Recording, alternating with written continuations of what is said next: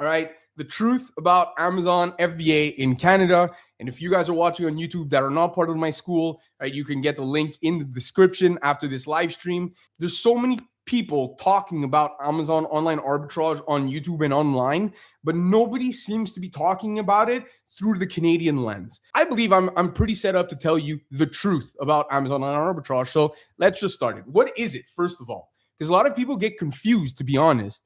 There's traditionally 3 different types of models on Amazon that are very popular, and you'll get, well, 4 technically. You'll get online arbitrage, you'll get retail arbitrage, which kind of are mixed together, even though they are different in terms of business model. But then you have wholesale and private label, right? I'll talk about that on the next slide. But for Amazon online arbitrage, we're buying, right? What I teach is we're buying from retailers, guys. We're buying from Sephora, from Canadian Tire, from Well.ca, from iHerb. We're not opening wholesale accounts. We're not picking up the phone and calling 20 different sales agents to try to get an account open and then source from their leads list, right? It's more, hey, let's go find a store like Walmart, like all the other stores that I just mentioned. We find something that sells on Amazon and we make profit. It seems simple, right? Slide is dumbed down on purpose, but like you got to understand, like why OA and not wholesale or private label? With wholesale, and wholesale is the one that a lot of you guys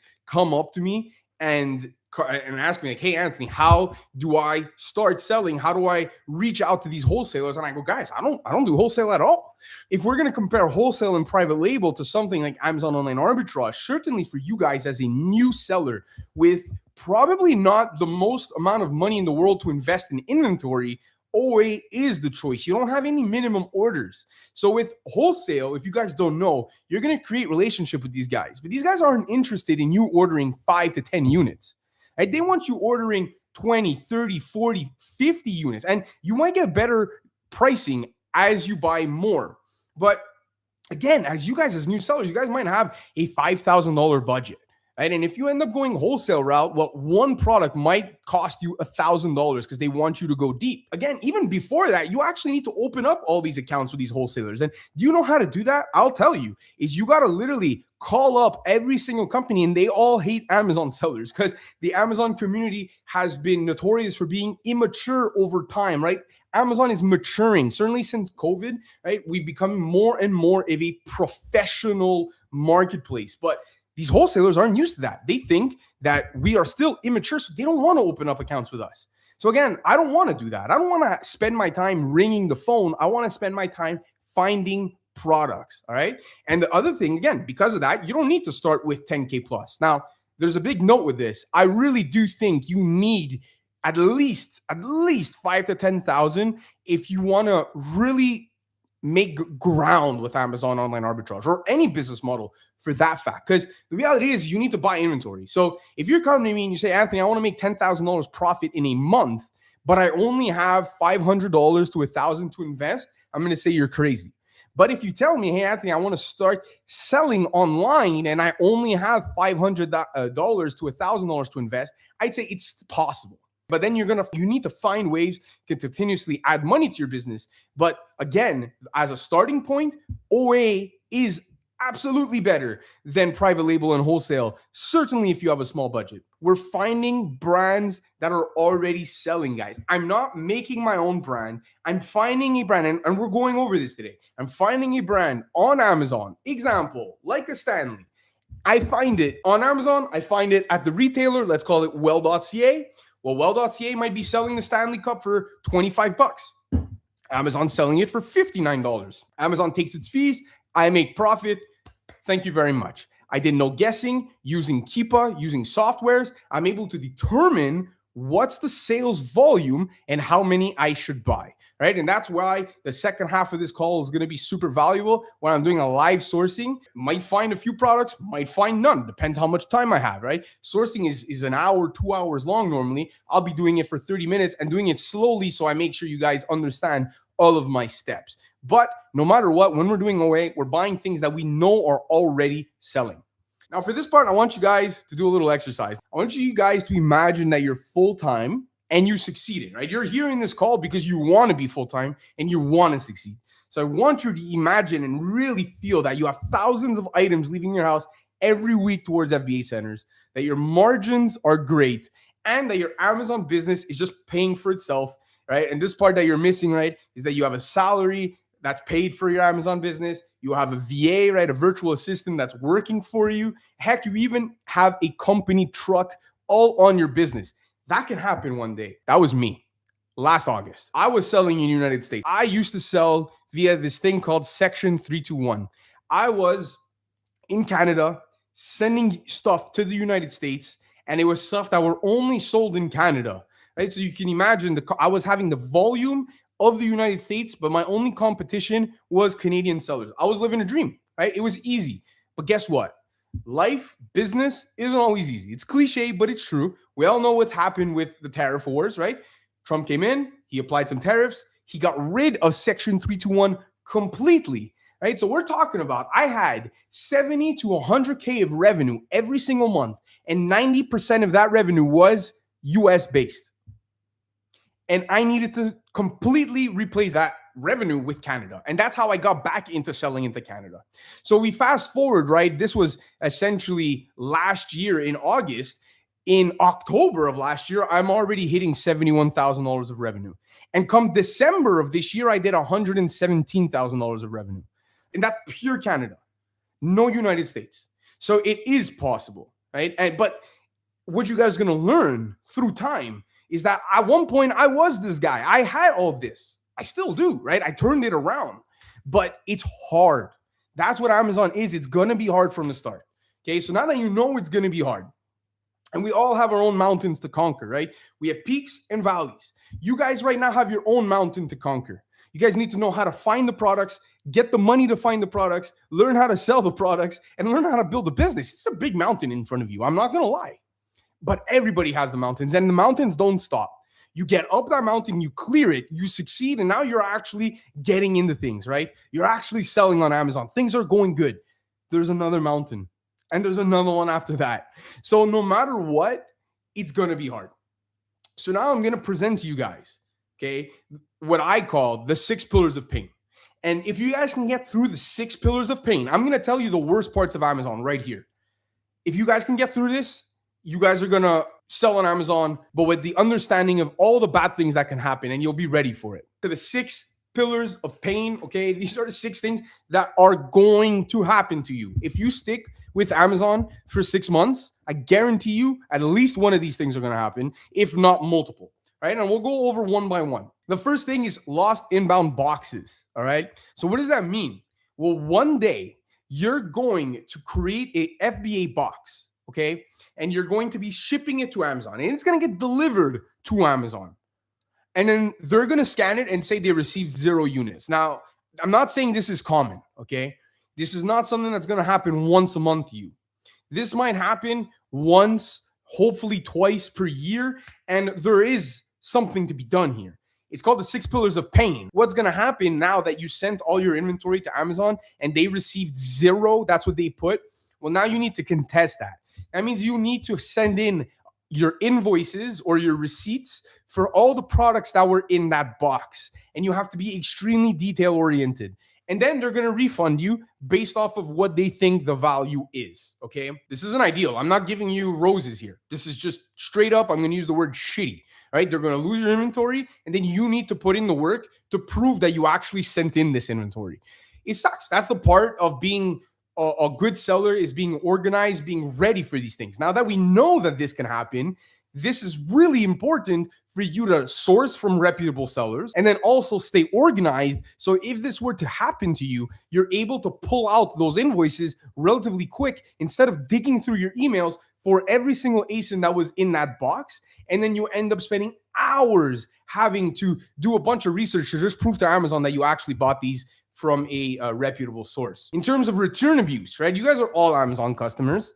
I'm sure that you guys all have bought something from Amazon and then realized, man, you know what? I'm just going to return it even though I used it just a little bit, or for whatever reason, like it's not in perfect resellable condition, and you send it back.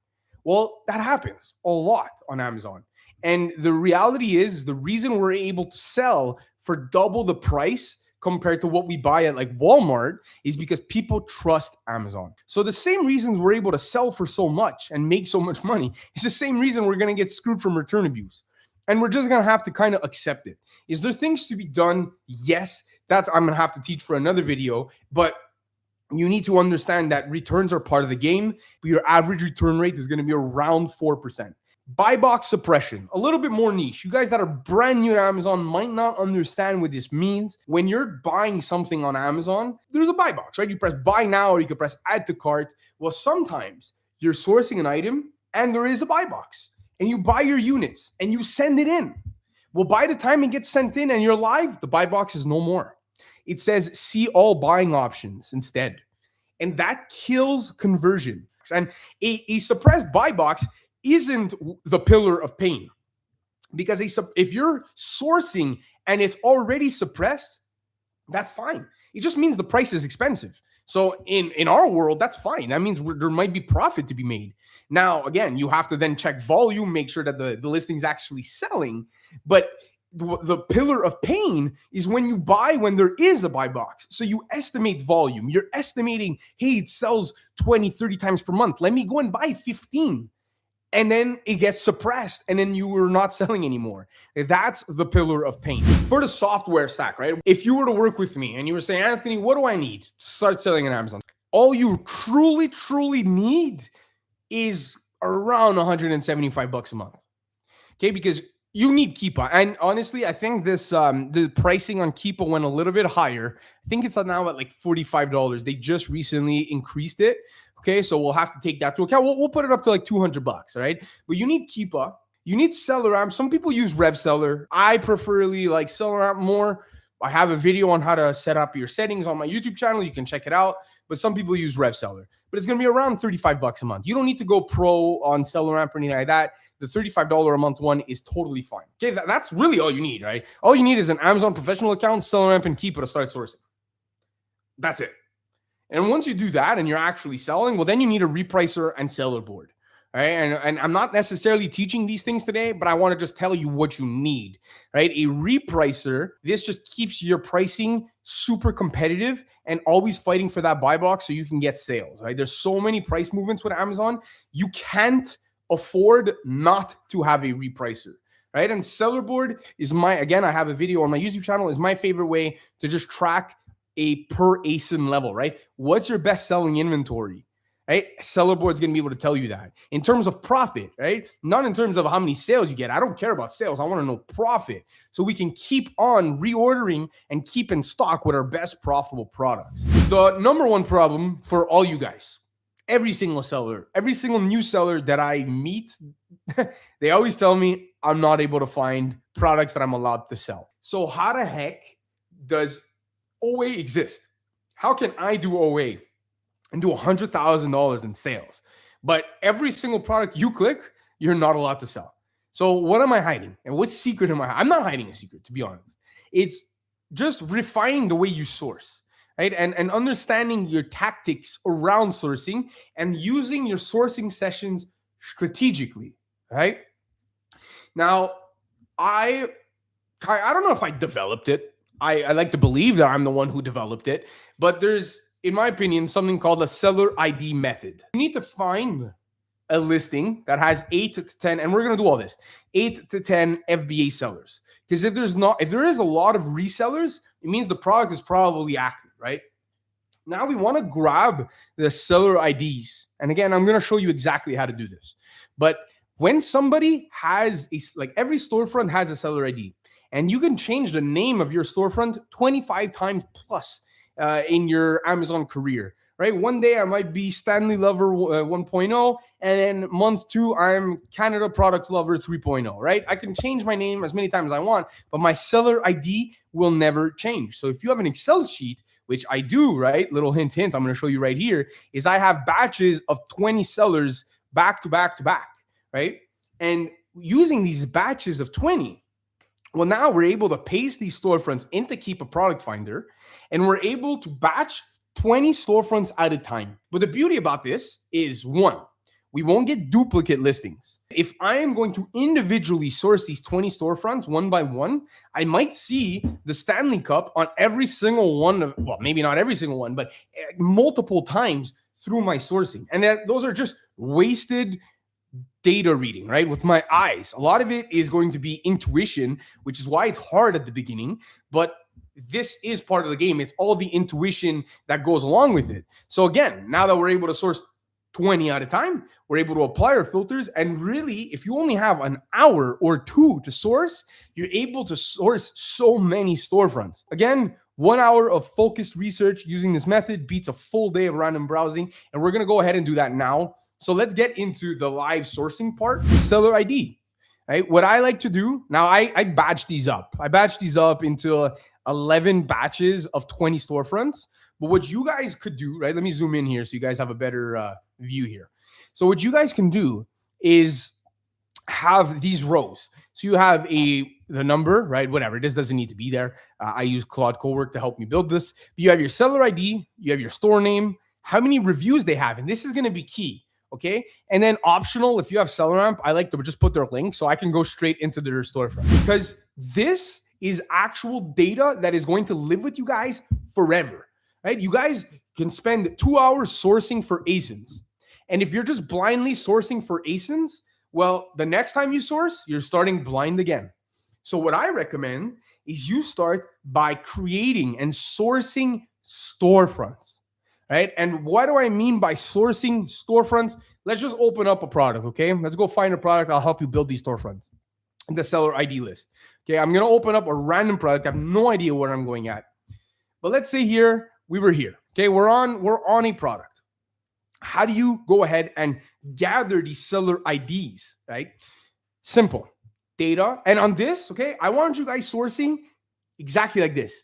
You're not looking for a profitable product here. Okay, yeah, I'm eligible and the product might be something that I can get for a profitable price. Right now, for the next 5 minutes, I don't want you guys thinking about sourcing a specific product, and I want you guys in the mindset of sourcing seller IDs, okay? So here, this item has 15 new offer counts. So we're going to go into data. We're going to go into offers. And if you want to do this really, really efficiently, right, and you're only sourcing seller IDs, I suggest you go up here, configure columns. You can do hide all. And then all you need to do is put the ID, the name, and the review count lifetime, right?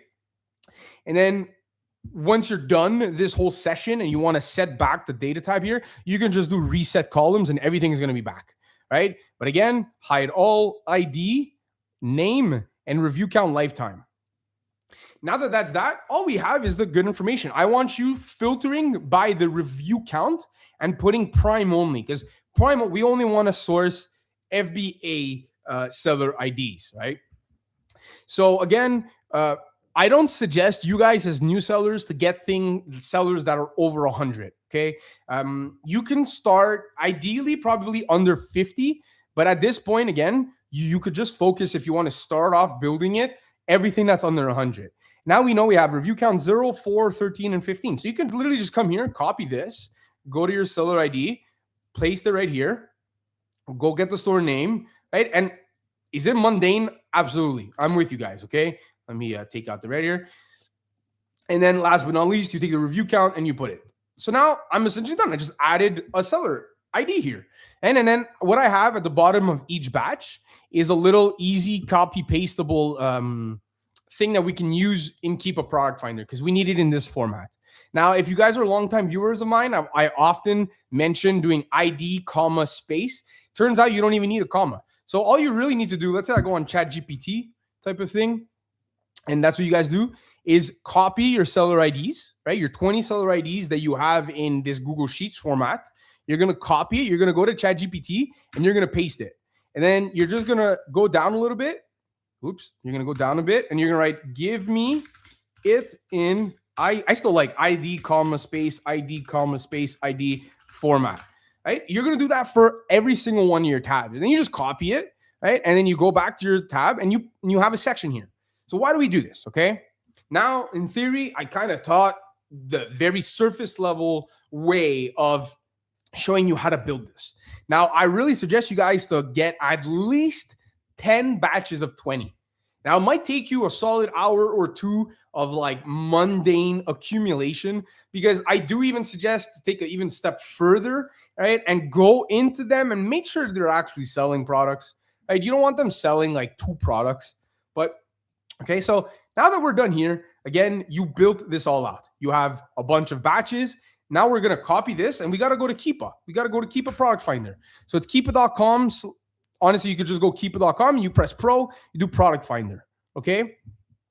Now, here is where we're going to go scroll all the way down and find the seller ID section, okay? Once we find the seller ID section, we just want to go ahead and put all our IDs here. Okay, and we can see there's 1,403 products. Now, that's a little bit too large because we're putting 20 sellers in here. 20 sellers, like not all their products are going to be good. This is where we start applying filters strategically to start getting better products, okay? So let's go all the way back up. And now that I'm back up, there's a few things that are standard, okay? Always going to be picked for traditional. We always want Amazon out of stock. Right? I'm not in the mood of selling things that Amazon is also selling. Is it impossible? No, it's possible. But in general, we don't want to compete with Amazon. Another thing that I certainly suggest for you guys as new sellers is not looking at variations for now. Okay, variations is not something that's bad. You could definitely find a lot of profit in variations, but for the new seller, it's just not something, it's a little bit confusing. And oftentimes when we do no variations, it often cuts this down a significant amount. We got rid of 300 products here. Okay. So again, I want to see around 200, right? Around 200 to 300 products. So let's go all the way back up again. Someone asked, why not sell anything that Amazon sells? Well, traditionally, Amazon is not going to sell for double retail. If we're buying it from Walmart.ca for $19.99, the odds are, right? Like the math is always almost 2 times the price that you're buying it for. That's what you're going to have to sell it for, because Amazon is going to take 30% off the top. Certainly if you're doing FBA, they're taking 15% referral fee. Depends the category, but most of the time it's a 15% referral fee. And then they're taking a pick and pack fee for doing all the shipping and customer service for you. But that essentially becomes like another 15%. So if we're at 100% to start off with, and we take away the 30%, now there's 70% left. Well, like I said, half of the purchase price is going to be the full purchase price. It's going to be double. So again, if we're at full, Amazon takes 30%, then 50% is the cost of goods sold.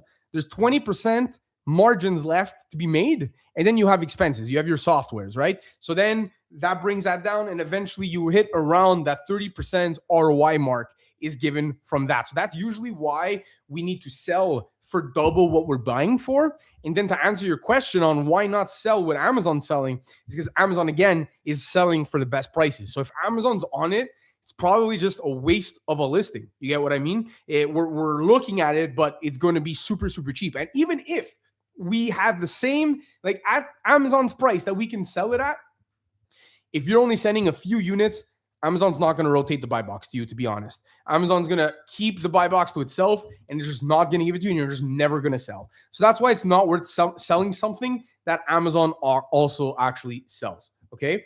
Again, 1,000 products. That's because I took out the variations and I took Amazon out of stock. Now there's multiple ways we can do. Okay. The next thing I really, really like to filter with is the amount of offer counts. I'm not in the mood of going onto a listing where there is 27 sellers on it. So I'm going to put a maximum of 8 sellers for now. Now, again, this is just to start playing with this to give us a good amount of products that it's not too much, but not too little. And something else I like to do is also put minimum 2 sellers. The reason I put minimum 2 sellers is just to avoid, just in case, right? There wasn't that many that had 1, but just in case someone's the only one selling it, it could be that he's a private label guy, okay? It could be that it's his brand for whatever reason. And again, the name of the game is speed, right? And we want to be able to filter as many products as possible. So again, now we're at 426. And this is another filter here that I really, really, really like, and that I'm going to give you guys as a hint, is putting the 30-day drop percentage. Okay, so a 30-day drop percentage of the buy box, right? We're asking it like, how much is it gonna drop? Well, if it drops, it's a bad thing, right? If the price is dropping, it means it's getting less profitable. So I want a maximum drop of like 15%. And we can see that that drops down to 164 products. So like we went all the way from 426 products to, well, starting off like 1,000 something products. And now we have 164 products that fit our criteria here. And now we're about to go in and actually go and look for these products. So now we're in, okay, and how do I actually manage this? Okay, now we have a bunch of products in front of us, and like 80% of these products are going to be gated for you guys. And I'm very, very, very aware, guys, as I source here for you guys for the last time that we have here, is I'm going to be ungated. I'm going to be allowed to sell things a lot more than you. That's the reality. I've been selling for 4 years. I've sold for almost 2 million on Amazon.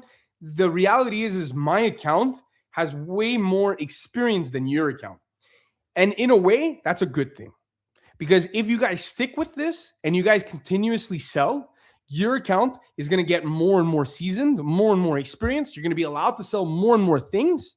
And your competitive advantage is that you did it and you ate shit for a year and now you're allowed to sell these products. My competitive advantage is that you guys, unfortunately, can sell 80% of what I'm going to be approved to. But that's part of the game. That's the moat. And that's why you need to start today on finding these products. Now, how do I go about opening these products? I like to filter with the bought in the past month column, okay?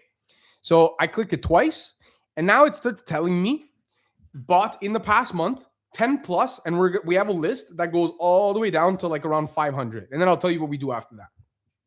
But this is data that Amazon itself has given to Keepa. It's not estimations, right? The drops in the past 90 days, those are all estimates, right? What is the sales, like rank drops equals a sale potentially, maybe, not sure. Well, the bought in the past month is 100% accurate data coming from Amazon. And that's why I like to filter or tier by this and start looking at it at face value from here. Now, the next thing, someone mentioned sourcing from Costco acceptable. Absolutely, sourcing from Costco is allowed, right? As long as it's the same product, there's no problem for that. Now, from here, we've applied filters to try to get the best possible products in front of our eyes. We've filtered here by the bought in the past month. Now, what do we do? Well, we need to figure out, are we allowed to sell this product or not? And I'll be very transparent with you guys. I have a software that helps with this. Fortunately, I'm not sharing it today. Those are reserved for students that I'll announce at the end. But there is ways to kind of help you with this process. But I'm going to teach you the way that I've done forever, right? This was my way that I've done forever. Without this extra software that makes it easy, it's still very possible via this way, okay? And now what you have is your mouse needs to be on the product, so that you have a nice big image that comes up. You guys need to be remembering and mass clicking the middle button on your mouse, okay? Your little button, or control click to open up a different tab. You need to be mass opening up tabs here. And you need to be using your freaking brain during your sourcing sessions. You need to be remembering the brands that we're not allowed to sell, right? I'm going to do this example. I'm going to open up Titan, Arctic Zone. I'm going to open up 8 Saints. I'm going to open up Skin 1004, Propolis Ointment, haircut. Well, haircutting, I wouldn't even want to source this. Anything that looks like it's made really plastic, China-based products, I'm really not interested in selling. Sometimes niche products like this that are like really random though, that don't look straight made from China necessarily. If this could be like a replacement part. Again, these little niche things can sometimes be really interesting because who's going to click on this product? Nobody. I'll click it and see if I can sell it. Mega Hot Wheels, right? There's some brands. This beauty brand, again, I'm going to skip it. I don't have a good feeling about it. Thermonil Herbal Toothpaste. Look, I opened up a few products here, okay? With my middle mouse button, right? It opened up a bunch of different tabs. Now, if we go on this tab, it shows us the Keepa chart. But I'm not interested in analyzing the Keepa chart yet. The only thing I want to see right now is if you're allowed to sell the product. And the only way we're going to be able to see that, well, for me, is using Celeram. And there's two ways in this case. We can open up Celeram via the extension up here. And if I do that, I'll show it to you. I'm going to click it. Waiting. Then I need to click it. Waiting. Oh, I'm allowed to sell it. So you guys saw how long it took to find out if I'm allowed to sell it. But that's not the reason. That's not the way I want you guys doing it. Okay, I'd rather you guys be like opening up as many products as possible. So then you can, quote unquote, run the train. That's what I like to call it, right? You're going to press Amazon.ca, click the next one. Amazon.ca, click the next one. Amazon.ca, click the next one. And you're going to do this for every single one of your tabs so that when you end up going back to your first one, it should be loaded up and ready to tell you if you're eligible or not. Now you're going to be running a second train, right? You're going to be closing everything that says eligible no, and you got to take a mental note about it. You got to take a mental note on the brand. Okay, you got to understand that. Okay, Arctic Zone, I'm good. 8 Saints, I'm good. Skins at 104. Again, I'm ungated in a lot of these brands, right? My account has been active for a while. Hot Wheels, right? Mega Hot Wheels here, I'm not allowed to sell. So I know next time I'm on this list of Keepa Product Finder and I see Mega Hot Wheels, I'm not going to open it, right? Because what's the point of opening a Mega Hot Wheels again if I know that I'm not allowed to sell? And this is what makes your sourcing more efficient. The faster you can understand what you can sell is how you're going to get to the products that you can sell quicker, right? Make that make sense. And then last but not least, Terminal, I'm not allowed to sell these two. So now, again, these two brands in my sourcing session today, in my brain, I know I shouldn't click them anymore. Now, ideally, again, I opened up many more brands. I want you guys opening up a lot of different products because I'm going to be very honest with you guys. I opened up, 2, 4, 6, 7 products and 2 were gated. 6 might have been gated. So it's very unmotivating when you're opening up 10 brands and like 9 are gated. So open them up, run that train. So then when you're done doing everything, well, now you can have 4, 5, 6 products to really analyze. Now, coming to this part, we're on the analysis part. We know we're allowed to sell a product. Now we can start seeing, okay, is the Keepa graph attractive? Which it should be, because on Keepa Product Finder, remember, we did the buy box going, the maximum it dropped was like, what did it put? 15%, I think. So we know for a fact this buy box is going to be good. And we know for a fact that there's not going to be that many sellers on it. But that doesn't mean that the listing is automatically good. Right? With everything, you need to understand. The Keepa graph only tells part of the story. How much you're getting it for is the whole other side of the story. Right? It says here, my max cost is $26. If I can get this for $12.99, this product is a banger lead, right? Even if there's not that much volume, there's only 10 sales per month and there's 8 sellers, right? If I scroll down to the amount of competitive sellers, right? Underneath $53, okay, there's 2-3 sellers. It's not that bad. But again, this person here has 18 units in stock and the listing presumably only sells 10 per month. So now your competition, you're going against someone that has 2 months worth of stock. But again, if you're getting it for a stupid price of $12.99, it's a smash buy. But let's go and look. Let's open up Google, right? How did I do that? Using Celeram, you can press the little button Google here, and it's going to open it up right away. Right? And let's take a look. Walmart has it. Arctic Zone has it from the US website. Costco might have it. Again, I can't afford time-wise to do that much sourcing in terms of deep diving yet. Look, I'm on a Walmart website. On Walmart, you always want to make sure that it's sold and shipped by Walmart.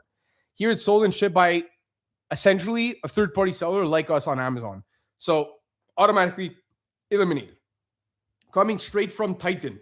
Right? This is when you're shopping on a Shopify website, certainly straight from the brand, you always got to make sure, are you sourcing in USD or are you sourcing in CAD? Often if you scroll all the way down, now it might not necessarily be the case for this website, which is not, but often if you scroll all the way down, you're able to get information on if it's in Canadian or USD. I'm assuming here it's USD because this, I can't really go buy with shop because it would show too much information on my credit cards, but I'm willing to bet that this is $18.99 for 2 and it's USD, which I mean, it's not that bad. We would have to check in terms of shipping too. Again, I can't go all the way just because it's going to divulge a little bit too much information.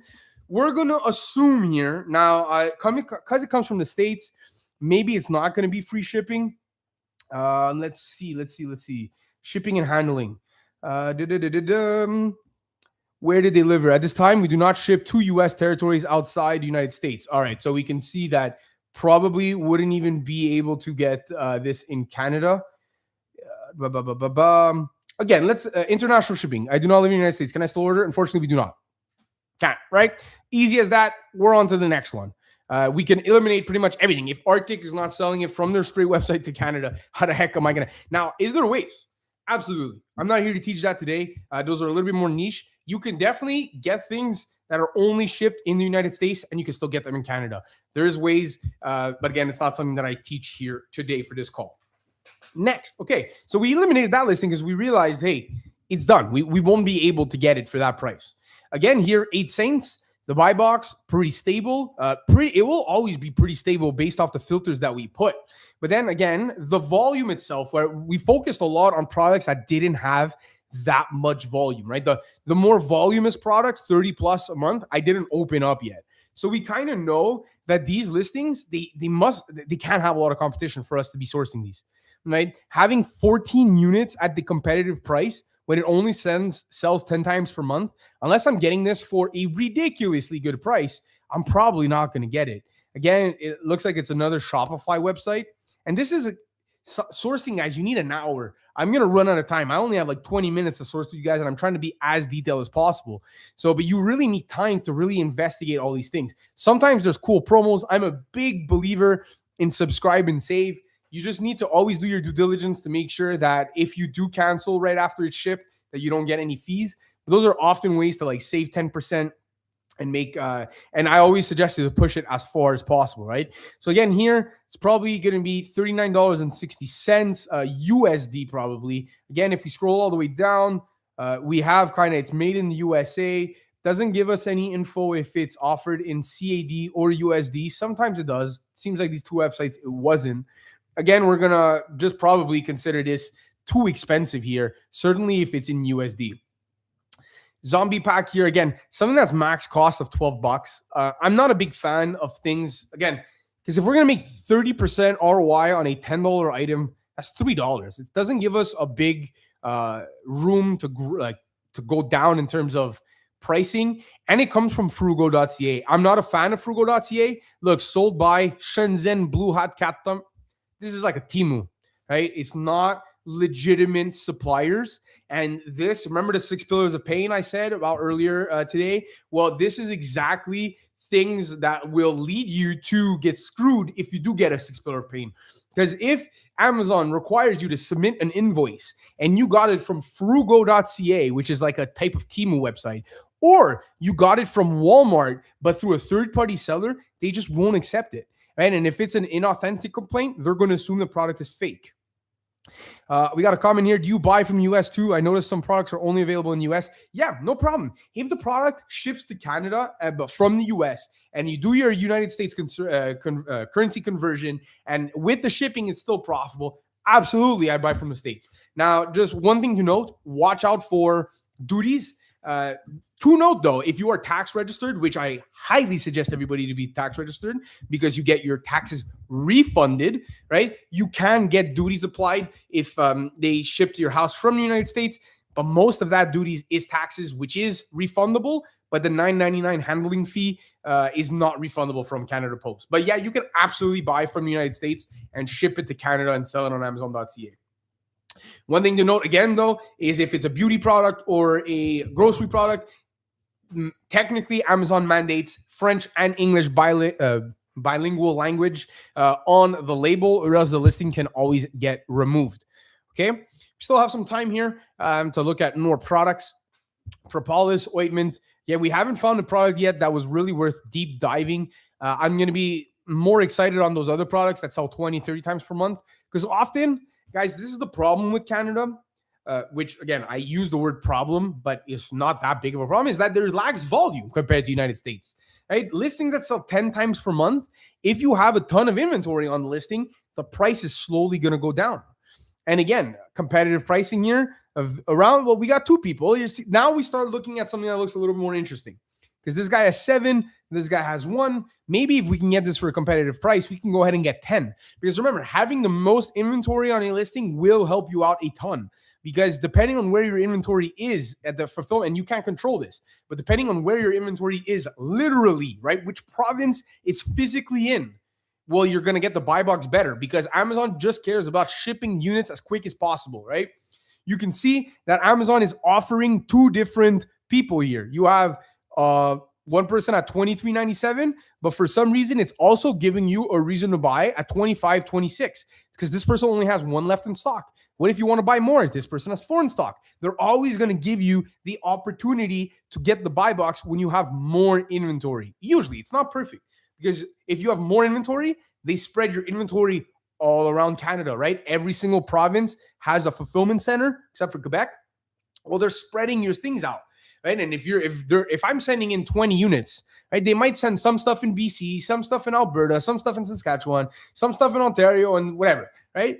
Well, if you're only sending in 3 units, let's say, well, they're going to say, hey, we'll keep it in Ontario. So the BC client, I might be even more expensive than you, and I'll get the buy box and I'll get the sales because my inventory is closer. So that's why you need to kind of look at the inventory that your competition has related to the amount of monthly sold there is on a listing. Okay. So in this case, everything looks pretty kosher at face value. We got to go and see, can we even get this product, right? Often with these new type of products, it's not easy to buy, right? Again, at face value, if I just do shopping here, I don't see the product itself. Another thing you can do is also right click and do search this image with Google Lens. Now, I noticed that you guys can't see it, but if you right click it, I can search this image with Google Lens and it's going to pop up here and try to find it via the image and try to find a place I can buy it from. Now, again, at face value, I don't see nothing. I don't think this product I'll be able to get. I'm going extremely slow here to teach you guys. I would have been gone from this product a long time ago, right? But I'm doing the extra due diligence and doing it very, very slow with you guys. But the name of the game is speed, right? So the name of the game was we got here, we analyzed, can I sell it? Yes. Looked at the Keepa chart. Does the Keepa chart look pretty good? Seller count's not too high. We have a confirmed 10 sales per month. The buy box itself is not drastically going down. We look at the seller count. There's not that much inventory on the listing. Cool. Now we're opening up Google. We're seeing, can I get it? And look, I can't see it right away. I can't see it at all. I might open up 1 or 2 links or 3, but I'm not wasting my time here. If I can't find this exact product, I'm not going to scroll all the way to the 2nd or 3rd page here. I'm here to find products that are easy to find relatively quick. So I'm on to the next one. And we have this last niche product. And then we're going to do one whole other search of more voluminous products. Okay, guys? So here, this sign right here is not the best sign, dropping from 13 to 4 sellers, right? Remember I talked about IP complaint? That could be an IP complaint. That could be the brand itself, which is in this case NGE, that wanted the Amazon to remove a bunch of sellers. But it could also be just a bunch of FBM sellers that remove themselves from the listing. So again, keep a chart. Again, my floor, $23 around, which we're around. So we need to know, hey, can I get this product for $11.39? Surprise, surprise, the product doesn't looks like it's a gun. It's something for guns. I thought it was maybe like a little car part.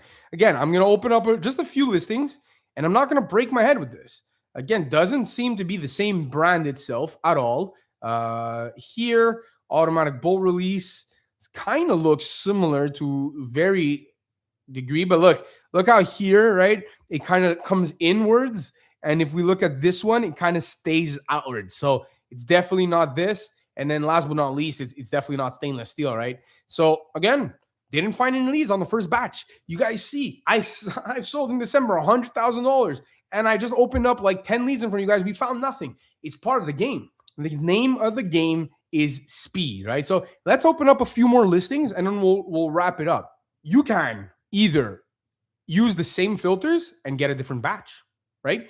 Because don't forget, the batch that I'm looking at right now is like really low review sellers. So really low review sellers is going to equate to probably not the best products.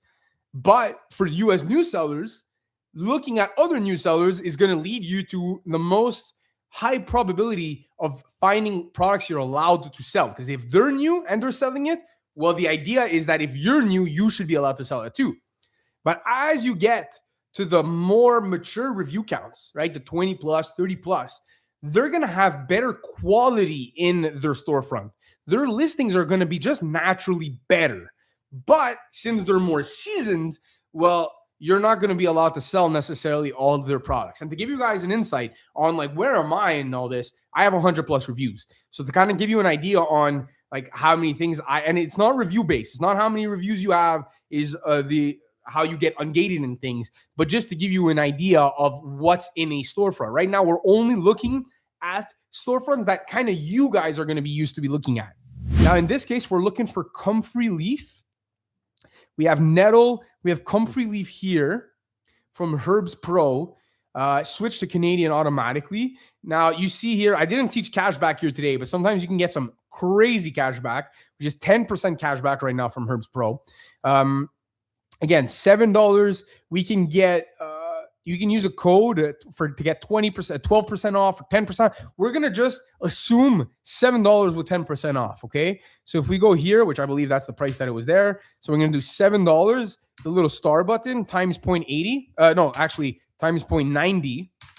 Hold on. 7 times 0.90, because we're applying a 10% off sale, $6.30. So we actually just found a potential lead here. But that's assuming the price stays at $17.99. We always want to determine our floor and our ceiling. And we see like, and what do I mean by floor and ceiling, right? The prices. What's the lowest it can go? What's the highest it can go? $16.50-ish is definitely in the past 3 months. But if we back up a whole year, we can see that the price can go lower when there's a lot of sellers, right? And that's just all data for us to accumulate. If we look in the past 3 months, it actually does look like an attractive lead, right? But then we got to look. If it's $16.50, we're still at 39% ROI. Not much money, right? If you run a prep center, or not run a prep center, but if you work with a prep center and they're charging you $1 per unit, this unit now doesn't become profitable anymore. It's part of the game, right? But now we got to look always on like, hey, what's the competition like? 14, 1, 12, but there's 50 confirmed sales per month here. So I'm very comfortable buying like 12 and setting it in, right? This is the first lead that we were able to find here today together, but I'd be able to buy 12 from Herbs Pro and send these in. And I do believe that I'd be able to sell these for a healthy ROI, right? So this is, I'm happy we were able to demonstrate finding a product live for you guys. And you guys saw like the products that are meant to be are meant to be. I pressed Google and it wasn't that hard to find, right? I just needed to make sure that it was the Comfrey leaf. I found it was right away. And we actually see that there's some websites that are potentially even lower in pricing. So you can actually maybe even get a better price than this with announcing my second cohort. It doesn't start now.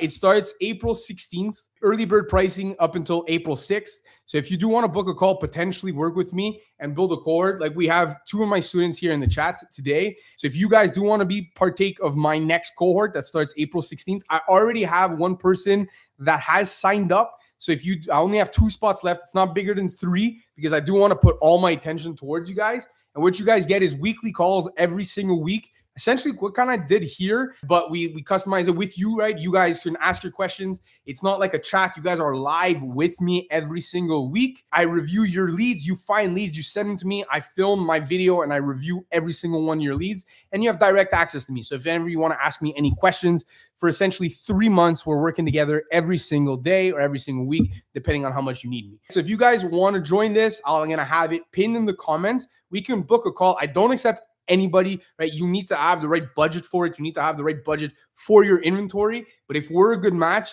I'll fit you into these last 2 and we'll get a nice time for April 16th. But if you are interested, I do stress, get to me before April 6th because after April 6th, the price is going to go up just a little bit.